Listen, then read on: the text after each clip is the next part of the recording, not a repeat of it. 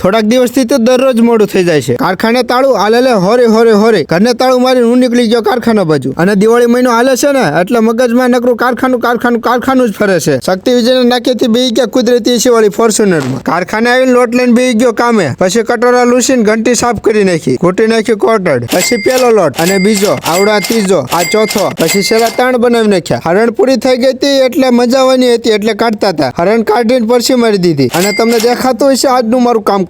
કારખાને થી હાલતા થઈ ગયા અને ઘર બાજુ નહીં ગાયત્રીમાં નાઇટમાં રોકડીએ જવાનું છે. બીજા ખાતે આવીને બનાવવા માંડ્યા હીરા. મેં બનાવી નાખ્યા રોકડીના હીરા. કેટલા બનાવ્યા અને કેટલું થયું તમારી ફોનની સ્ક્રીન ઉપર જોવા મળી જાય. તમને લાગતું હશે આવડો આ શેઠ છે નાના ભાઈ. શેઠ આના બાપા છે અને નાના બાપા મારા મામા છે. આમ તો હું રોકડીએ નથી જતો કારણ કે હું મારા કારખાને હરખો ટાઈમ નહીં ભરતો. અહીંયા બીજે ક્યાં રોકડીએ જવું, પણ અહીંયા તો આવવું પડે કારણ કે અહીંયા થોડીક જરૂર છે અમને ધારના હીરાની. અને આવવાની ના પડી તોય આવડે પરણે રહીને આવે છે. તો મળીએ આવતા નવા વ્લોગ વિડીયોની અંદર. ત્યાં સુધી બાય બાય.